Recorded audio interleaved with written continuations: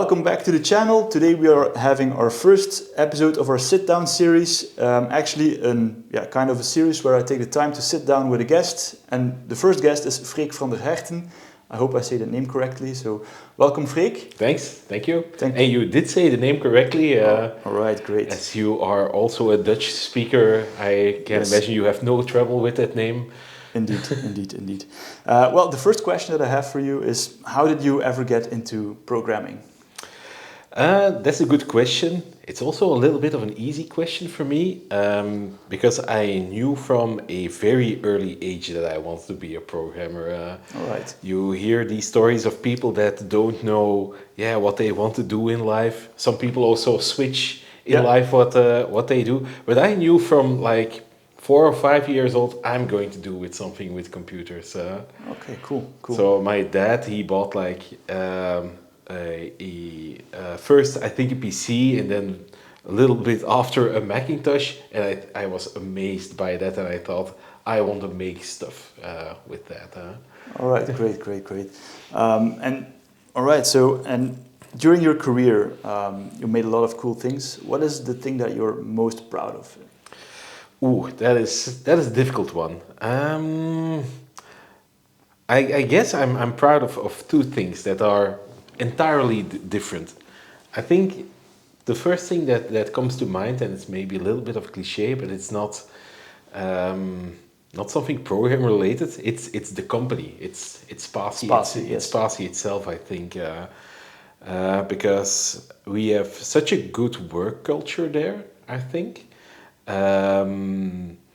where we've really grown into our own products, and now we can set our own pace. We don't have too much clients anymore where we have like strict deadlines.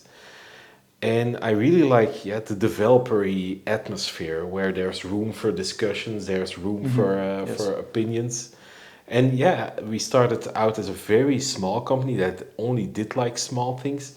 And I think that's my greatest achievement, together with my colleagues and co-founders, of course, that we grew it into what it is now. That's like the first thing.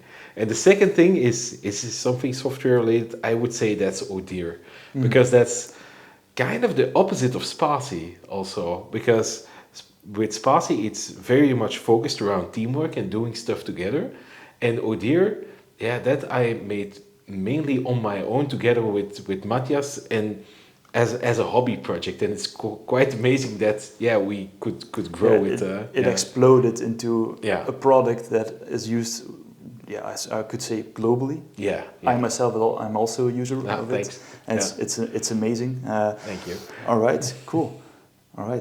And in Spatie, you actually transitioned from client work towards the open source kind of thing.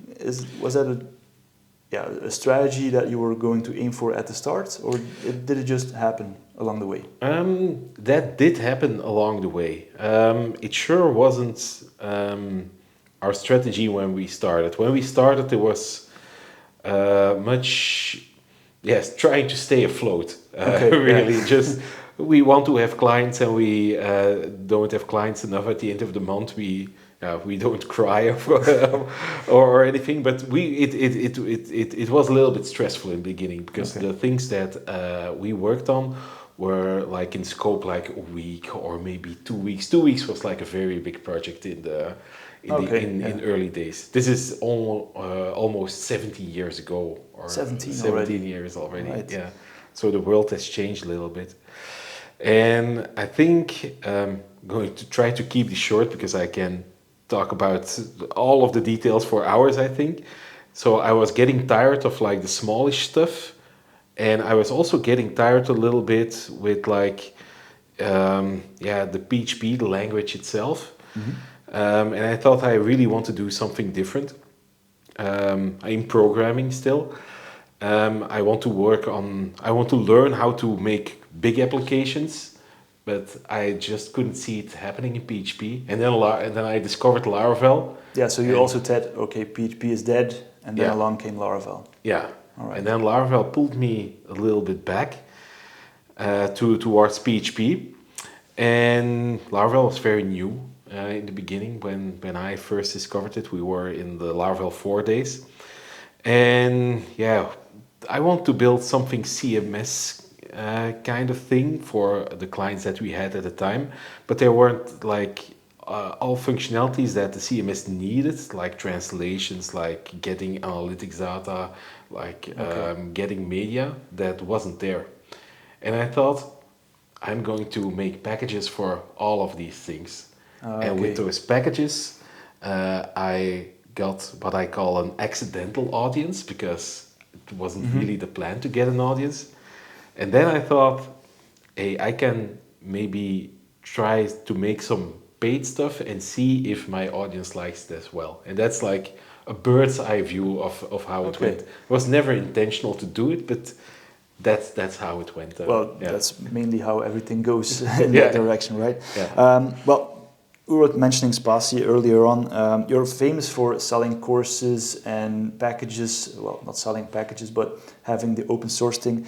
And you also have a few products like Flare and Mailcoach. Are there any new things coming up?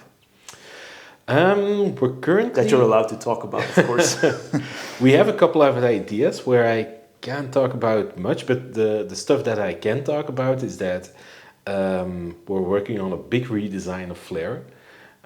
Something that I can also say, I think for the first time here, is that we are going to build some cool AI kind of stuff into Flare, that you don't need to do anything. It will just be there and suggest out of the exceptions that you're throwing to us, we're going to get your solution out of that.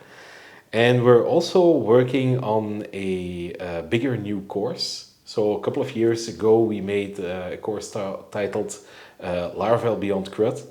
People seem to really like that. I also did, and I bought it, and I really enjoyed it. Thanks. And Laravel Beyond CRUD, as you know, it mostly focuses on organizing your backend code. And with the new course, we want to involve the front end as well. So we're going to talk about how to structure a front end, and also how to communicate and how to structure the communication between the backend and the front end. So it's a more complete kind of course, and we'll probably touch upon some of the points made in Laravel Beyond CRUD as well. Okay, cool. But it takes a little bit of time to get that right. So it's, of course, creating courses isn't easy. So all right. So, and whenever you turn off the systems, close that laptop. What does Freek do in his spare time? I have a lot of things to choose from. Okay, you're kind of like me then. Yeah. I guess passionate people also have like very a high number of hobbies, I'd say. I think the main thing that jumps to my mind now, because it's a little bit a new world for me, is the world of analog synthesizers. Really got into that. So if I close my laptop for programming, I open it again to record some stuff. A buddy of mine, he started with buying one little synth, and I played around with it, and we recorded a song together. And I thought, hey, I'm going to buy like one synthesizer for at home, but it didn't stay with one. So that is I can imagine. So that is one of the hobbies. I also like to game a little bit. I have a bicycle that I also use to do some tours. And I also have a kids and a girlfriend, so I also that takes a lot of time, right? As well. So all right. Okay, but you're also kind of famous for being a public speaker. Yeah. How did you actually started public speaking at one point? That's also a good question. I consider myself an introvert, so I never thought that I would going to do any public speaking. It started when Dries Vins, who you also know, who probably a lot of the viewers probably also know, when he started the PHP Antwerp meetup. So at the time, I think it's now 10 years ago or something, Dries had this blog. I didn't know Dries personally at this time, but he had this blog about Laravel development. And I was learning Laravel, and I was learning through Dries, because Dries was just writing what he learned. And I always thought to get a little bit further in my career, I need to reach out to other people as well. And so I thought, yeah, Dries is a guy who is learning the same as me. He's starting a meetup, so probably everybody there doesn't know anybody. That's maybe a good place for me to start. And then I was looking for speakers, and I said, yeah, I'll come. And that was like my first bit of public speaking. Yeah. All right. And that was how long ago? I think now 10 years ago, 10 years ago, Right, something like that. Quite a lot. It's, so you've yeah. spoken all around the world at this moment already? Yeah, I think I did all of the continents, except of Africa. That I still need to do. Well, yeah. Maybe for Laracon, maybe some. Yeah. All right. So, and which country did you enjoy the most speaking at? Ooh, that is a trick question.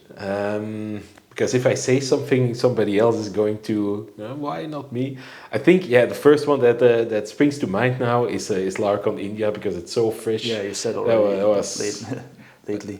Yeah, that was quite amazing. But yeah, the others that come to mind is the Laracon Australia, Laracon US, also very nice. The first Laracon EU where I spoke in the sugar factory, I'm never going to forget that, because it was like the first time before 100 people.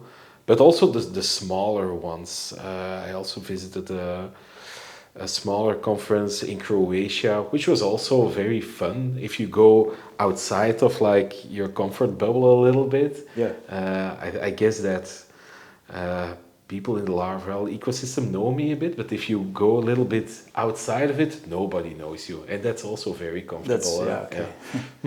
All right. So you mentioned Dries Fits already. Yeah. Together with Rias, you have like a monthly thing going called Full Stack Belgium, and also Full Stack Europe, the conference. Yeah. Is there something that you can say already for this year's conference edition?